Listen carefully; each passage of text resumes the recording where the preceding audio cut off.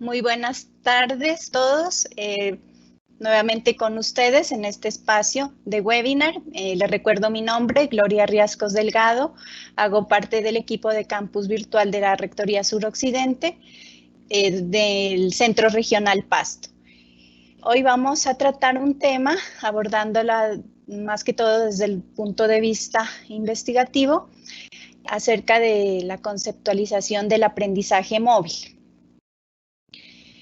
Como todos sabemos, pues en los últimos años ha habido un enorme aumento en el mercado acerca de las tecnologías móviles y también sabemos que por ese mismo motivo pues ha habido una gran adquisición y digamos como que una propiedad generalizada de dispositivos móviles. También la producción de nuevos y diferentes dispositivos móviles ha tendido a proporcionar a los usuarios capacidades tecnológicas y diversas posibilidades para acceder a la información.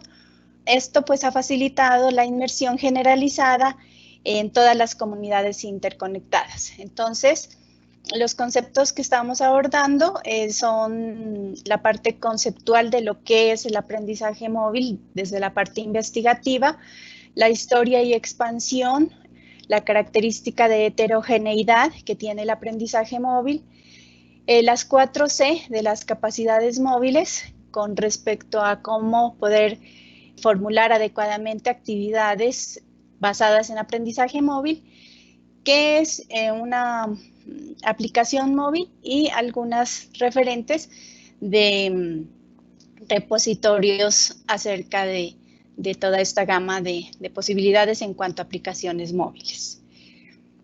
Bien.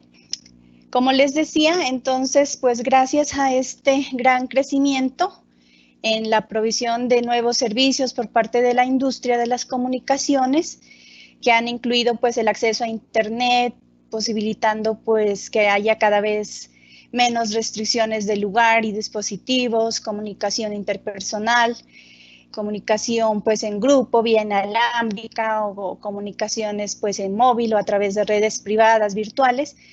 Pues todo este intercambio ha hecho pues que como resultado se llegue al origen de una línea de investigación que se ha conocido comúnmente como el aprendizaje móvil o el M-Learning, en el que los investigadores y todas las agentes educativos han estado, digamos, como que concentrando sus esfuerzos con el fin de tener en cuenta las ventajas que nos ofrecen estas tecnologías inalámbricas y móviles para la educación. Entonces vamos a ver algunos acercamientos conceptuales de algunos autores pues que como investigadores han estado inmersos en este tema. Una de las principales definiciones de M-Learning se publicó en el año 2000 por Clark Quinn, quien declaró que el M-Learning es la intersección de la computación móvil y el aprendizaje electrónico, o el e-learning, que son los recursos accesibles donde quiera que usted esté, con fuertes capacidades de búsqueda, interacción dinámica, poderoso apoyo para el aprendizaje efectivo y la evaluación basada en el rendimiento. El e-learning independientemente de su ubicación, el tiempo y el espacio.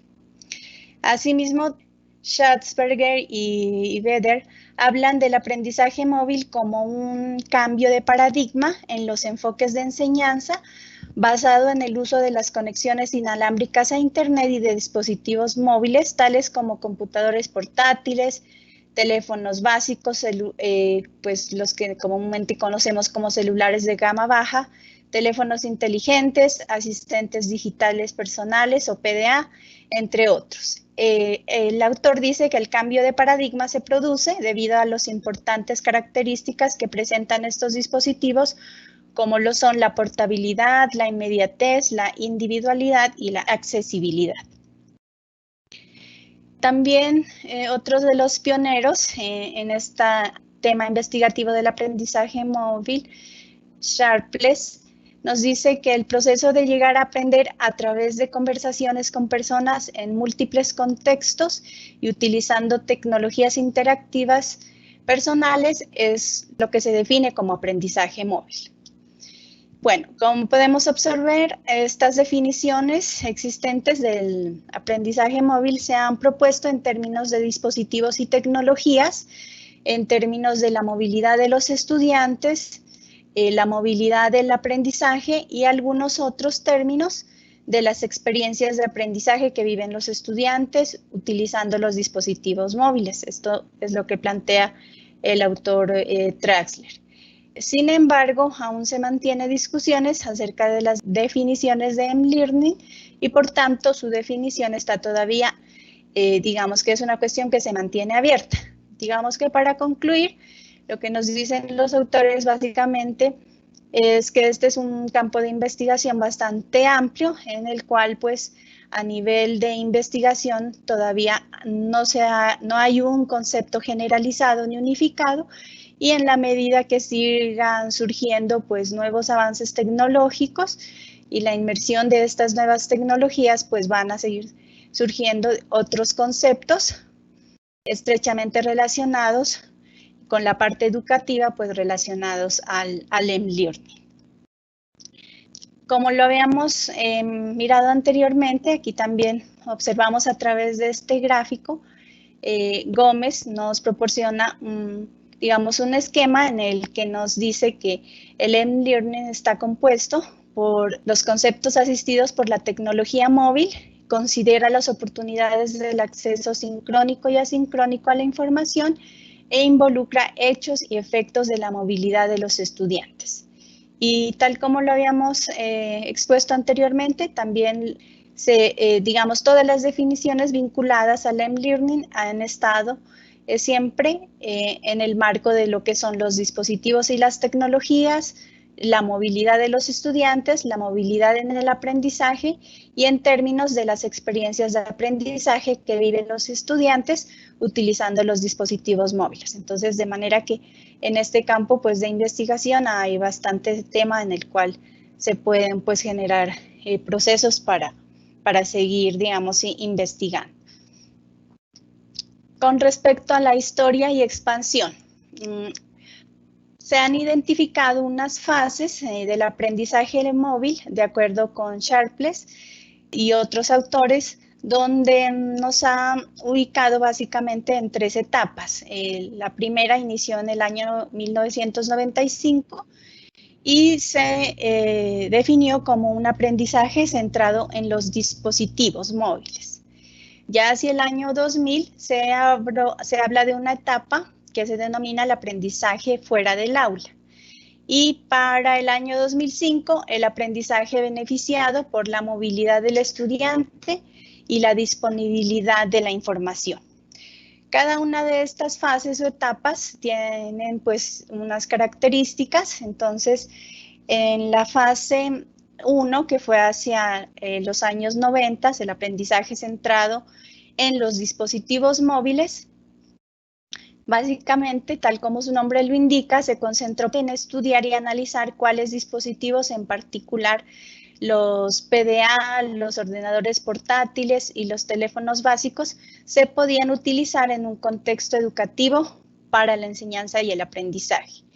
Aquí, digamos que en la gráfica se resume visualmente cuál ha sido, digamos, a grandes rasgos la evolución de esos dispositivos y cómo en su momento surgió la inquietud de poderlos vincular o de tener ese pensamiento de que se puedan utilizar en el contexto educativo. También algunos ejemplos del uso de estos dispositivos móviles en la educación formal. Se debe tener en cuenta que incluyen el acceso a objetos de aprendizaje enriquecidos en multimedia y diseñados con algunas características específicas. Entonces, teniendo en cuenta, pues en esa época, lo que se enfatizaba era que fueran de tamaños pequeños, reducidos en texto, formato de imágenes livianos, entre otros. También dichos contenidos pues estaban almacenados en la memoria del dispositivo y pues para permitir la revisión y evaluación por parte de los estudiantes. Bueno, continuando con la siguiente etapa o la fase 2 está el aprendizaje afuera del aula. Este se concentró en destacar los beneficios que las tecnologías móviles podían aportar a la construcción del conocimiento en una persona en situaciones fuera de los contextos educativos institucionalmente enmarcados. Se reconoce la inclusión de los dispositivos móviles para reforzar las salidas de campo, las visitas a museos y organizadores personales de aprendizaje. También otras actividades educativas que implican la participación del estudiante en el proceso de la construcción del conocimiento fuera del aula. Con respecto a este, también pues se tuvieron en cuenta las actividades de aprendizaje centradas en el cambio del aprendizaje tradicional a través de dispositivos móviles hacia el apoyo a los estudiantes mediante el uso de herramientas, servicios y funcionalidades incorporadas en los dispositivos móviles, tales como fueron los SMS o los mensajes de texto, los reproductores multimedia, los calendarios, etcétera, y por el despliegue de sistemas sensibles a la localización que se pudieran utilizar en diferentes contextos de aprendizaje. En la fase 3, que fue conocida como la fase de movilidad del estudiante y de la información, se caracteriza por los esfuerzos de la investigación en el intento de reforzar la construcción de significados en los estudiantes, permitiéndoles participar en entornos ricos en multimedia y habilitándoles espacios para la construcción de contenidos. Básicamente, esta última fase, además de acoger las características de las dos anteriores, se ha distinguido por el beneficio que aportan los grandes avances de las tecnologías emergentes y de los recursos que se encuentran alrededor de la información disponible para el contexto. Entonces, esta es como una pequeña, digamos, un pequeño resumen, una cronología acerca de lo que tiene que ver con la historia y expansión del aprendizaje móvil. Vamos a mirar las características de heterogeneidad en el aprendizaje móvil. Entonces, con base en esto, tenemos que el aprendizaje móvil ofrece unas características de la diversidad a la cual se pueden enfrentar los escenarios de aprendizaje móvil. En primer lugar, tenemos la diversidad en las capacidades de los dispositivos móviles. Es decir, la entrada a través de pantallas táctiles, teclados en pantalla y micrófonos con cancelación de ruido. Otra característica son la salida a través de las pantallas vibrantes, el audio de calidad, los sensores tales como el GPS, cámaras, brújulas, sensores de orientación y también la conectividad a través de múltiples métodos de red como el Wi-Fi, el Bluetooth y la transferencia de datos a través del servicio telefónico y cables. Frente a esta diversidad de las capacidades de los dispositivos móviles, también observamos que existen algunas limitaciones. Entonces, generalmente, pues, en cuanto a esto está la falta de periféricos comunes como medio de entrada de datos. Esto pues se puede verse como una limitación, ya que la mayoría de usuarios están acostumbrados a la utilización de periféricos de computadores de escritorio como el teclado, el mouse, entre otros. Entonces, para algunas personas pueden pues establecerla como una limitación. Otra puede ser las limitaciones del tamaño de la pantalla y la falta de periféricos de entrada o los contenidos de formularios, tablas, variados enlaces de navegación y contenido digital diverso que puede causar la pérdida de la información.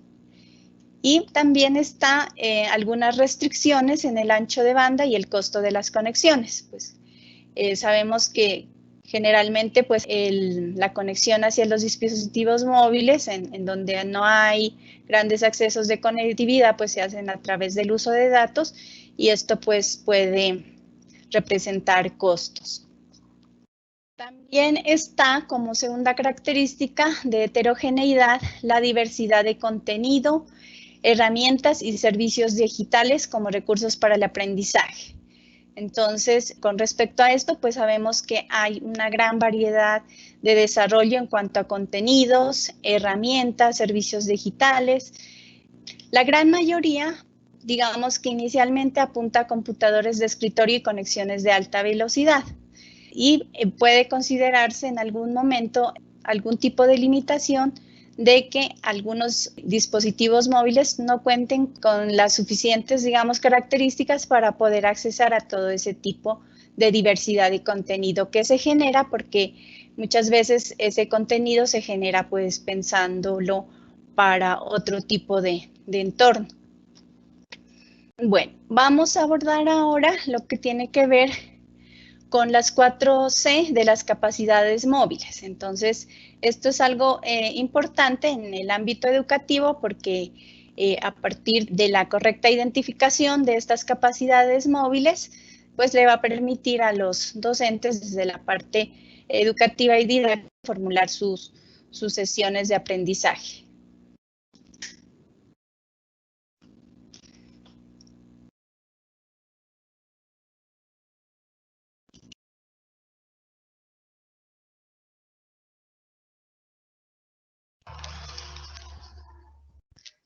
Bueno, mientras la compañera Gloria se reconecta, vamos a leer unas preguntas de unos profesores que nos están haciendo a través de nuestro chat.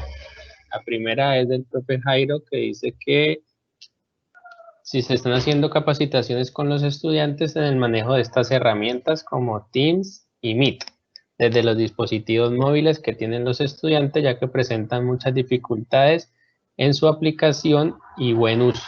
Estas capacitaciones deben también extenderse a los estudiantes, quienes son nuestros mayores usuarios.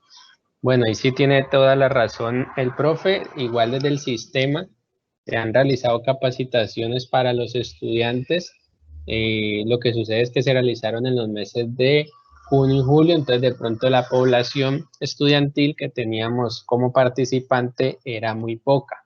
Lo otro es que hay que revisar muy bien el contexto, todo el ecosistema educativo de cada salón o de cada NRC, en el cual tenemos para hacer un esquema de las alternativas de conectividad que tienen nuestros estudiantes, y más ahora que nos encontramos en esta pandemia. Tenemos que saber si todos los estudiantes pueden acceder a internet a través del celular o lo pueden realizar a través de su portátil, ¿sí? De igual manera, en el canal de YouTube también hemos subido enlaces donde invitamos a los estudiantes a configurar el Teams, más que todo el Teams, que en vez del Meet, más que todo el Teams para sus videoconferencias, y que puedan acceder sin necesidad de tener lo aplicado. ¿Listo? Pero que nosotros siempre hemos manifestado, como área de campus virtual, nosotros no podemos llegar al 100% de nuestros estudiantes, pero sí podemos llegar al 100% de los docentes a través de estos espacios y a través de la inducción y las jornadas de formación. En ese orden de ideas es que los invitamos a ustedes a que también sean, digamos, los primeros asistentes o ese acompañamiento, esa facilitación del aprendizaje, esa guía, esa mediación que hacen con los estudiantes para que los apoyen y los acompañen en ese aspecto de cómo mediar un encuentro sincrónico, ya que en algunos momentos o en algunas oportunidades tantos contenidos que realizamos en diferentes plataformas, o queremos tener una interacción con todos los estudiantes y todos les decimos que coloquen cámara, que coloquen micrófono, pero muchos de ellos, si están accediendo desde una SIM card, desde unos datos, desde una zona rural, puede que a través de todas estas cámaras activadas, todos estos recursos que le colocamos, puede que el acceso para esa persona no sea tan fácil. Entonces, por eso que lo primero que vamos a hacer es como revisar nuestro contexto en nuestro ecosistema educativo de nuestro NRC o de nuestro curso, y saber con qué cuentan los estudiantes para así empezar a implementar toda esta clase de herramientas. Gloria, ¿ya estás de nuevo con nosotros? Buenas tardes, ¿sí me escuchan? Listo, vale, sí señora, sigue. Listo, qué pena por la interrupción de la conectividad. Bueno, estábamos hablando entonces acerca de las 4C de las capacidades móviles. Estas hacen referencia al acceso al contenido, la captura de información, la computación de las respuestas a solicitudes y la comunicación entre las personas. Estas 4C de las capacidades móviles son importantes tenerlas en cuenta al momento de crear o formular actividades basadas en la utilización de equipos móviles o basadas en el e-learning. Aquí he colocado un ejemplo donde nos dice que tenemos una actividad de aprendizaje individual. Entonces, si vamos a construir una actividad basada en aprendizaje móvil, debemos tener en cuenta esas 4C, las 4C del aprendizaje móvil. La actividad plantea lo siguiente: construir un mapa mental que reúna los principales elementos con relación a la ecología de las mariposas, biodiversidad, taxonomías, anatomía, ejemplares en Colombia, entre otras características, y que desee incluir. Entonces se debe especificar quién desarrolla, cuál es el rol de la persona que va a desarrollar la actividad. En este caso, pues está dirigida al rol estudiante. Y en cuanto al contenido, se debe especificar cuál es el tipo de recurso que se va a utilizar dentro de la actividad. Entonces, aquí nos describe un video sobre cómo elaborar mapas mentales, un PDF con información sobre taxonomías, una imagen de anatomía de una mariposa. En la parte de captura, que hace referencia ya como a la parte que se va a sintetizar, entonces, por parte de los estudiantes está fotos sobre ejemplares y grabación de ejemplares y una encuesta experto. Es decir, lo que se quiere que el estudiante nos remita como captura de esa actividad. La computación hace referencia, por ejemplo, en este caso, a regiones en Colombia donde se encuentran los ejemplares reunidos. Básicamente, recordemos que la computación hace referencia como a la parte de sistematización o de análisis a través de algún dispositivo y que nos permita, pues, incluirlo dentro de la actividad, especificar qué es lo que el estudiante va a hacer con referencia a ese componente. Y finalmente la comunicación, en este caso sería crear comunidades de aprendizaje sobre las mariposas y también contactar expertos en el tema a través de foros o a través de alguna otra herramienta que nos puedan retroalimentar acerca del tema. Entonces es un tema, pues digamos, es un ejemplo básico, contextualizado, puede ser de pronto para un área de ciencias naturales o digamos en este caso de pronto para un área de primaria, pero que lo quise utilizar porque explica de manera pues muy clara cómo se hace la aplicación de las 4C al momento de formular actividades basadas en el aprendizaje móvil. Bueno, ahora vamos a abordar también un tema que tiene que ver con la conceptualización de qué es una aplicación móvil o las móvil app. Una aplicación móvil, pues básicamente es un software diseñado para ejecutarlo desde un dispositivo móvil. Sin embargo, por las características actuales de los programas que son desarrollados para ser ejecutados desde cualquier plataforma, la palabra aplicación dejó de adquirir una connotación particular según el medio de descarga. Entonces ya hemos generalizado, como decir, ese concepto y ya muchas veces hablamos normalmente de aplicación, tanto si estamos en un entorno de uso de dispositivos mobile o si estamos usando algún equipo de escritorio o otro tipo de dispositivo.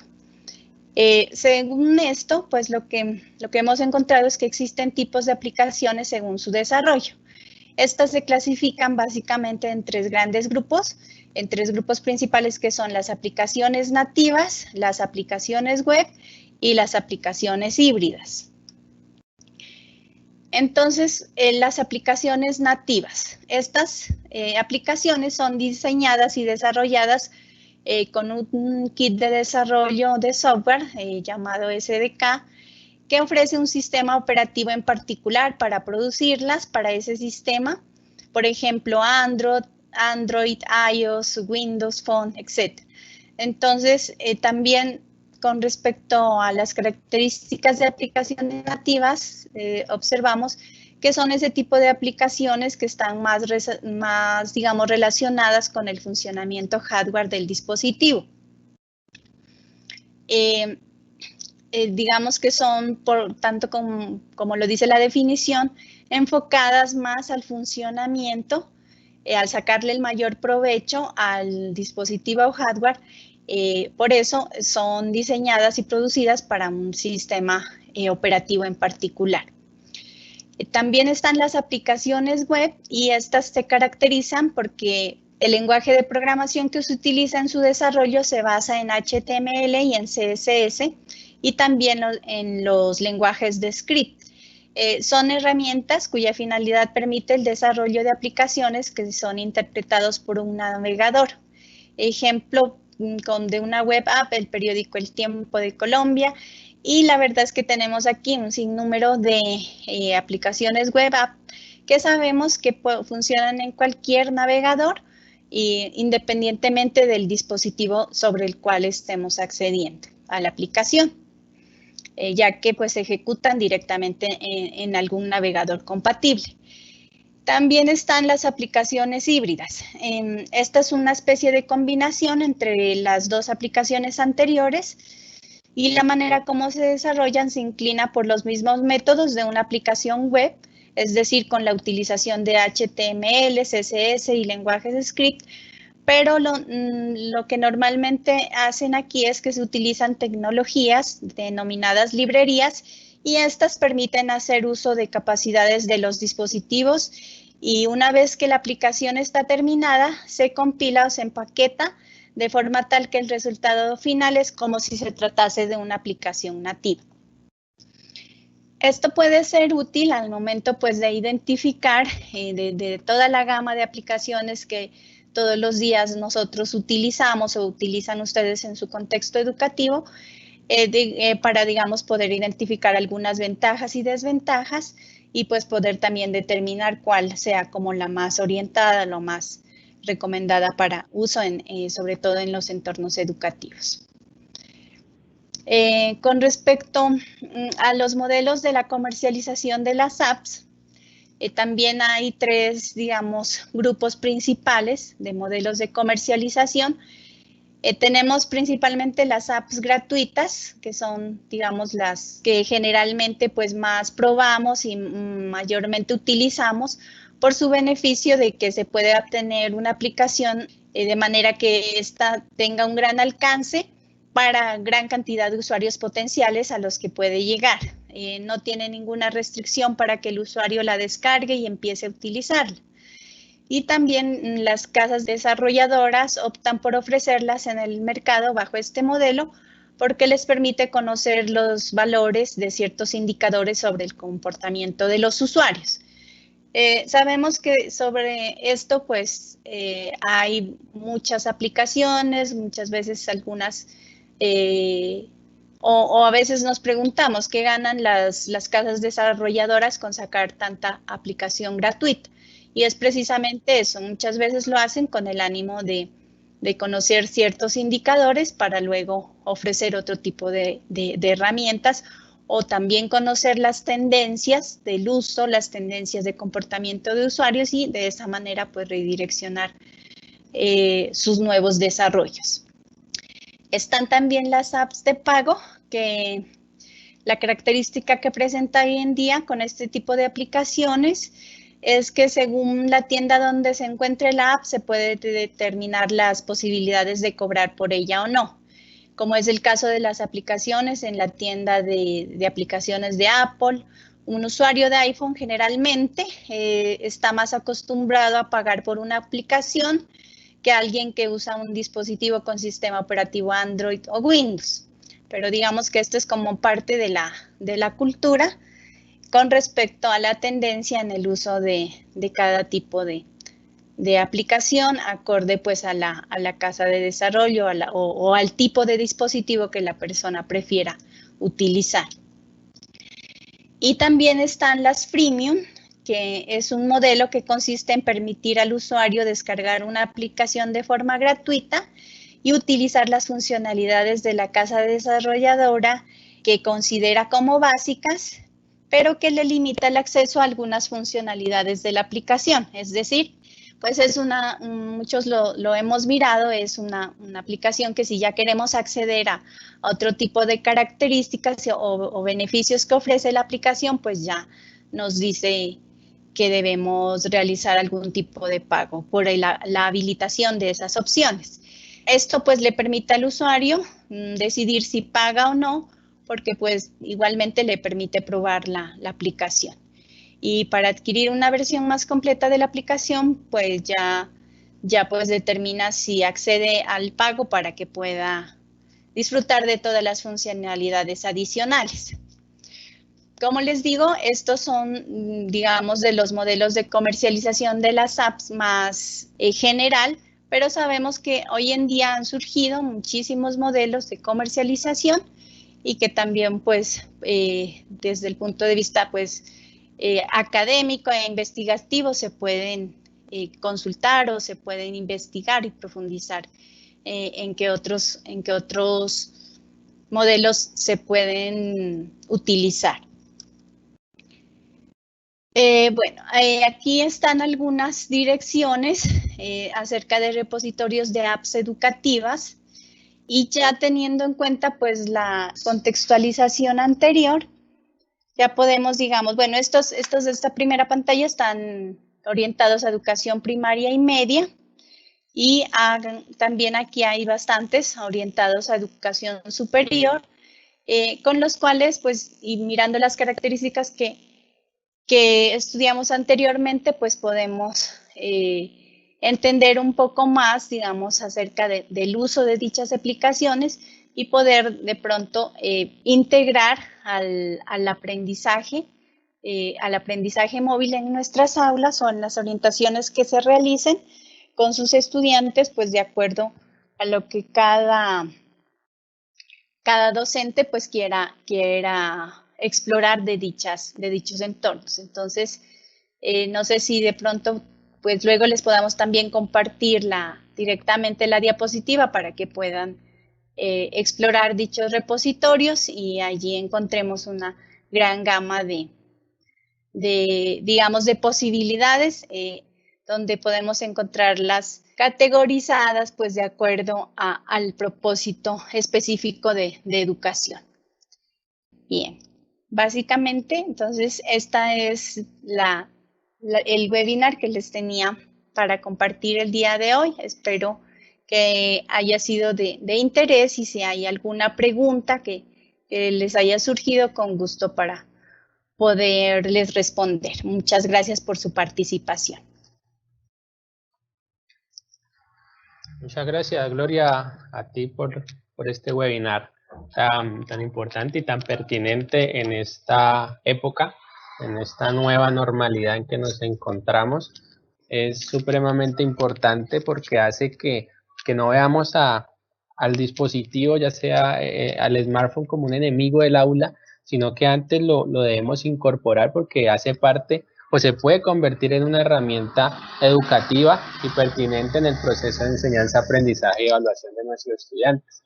Observamos cómo diferentes docentes nuestros dentro de sus prácticas educativas utilizan un poco la gamificación a través del Sócrates, del Kahoot, del quiz, vinculando la participación de sus estudiantes con los celulares. En otras colocan a realizar trabajos de campo. Entonces, hay herramientas para la parte de la edición de videos, la parte de creación y producción o el diseño de contenidos. Entonces, lo que hace es también encontrar un poco el papel de la tecnología, no como un fin, sino como un medio, una mediación para llegar a ese fin que es el proceso de enseñanza y aprendizaje.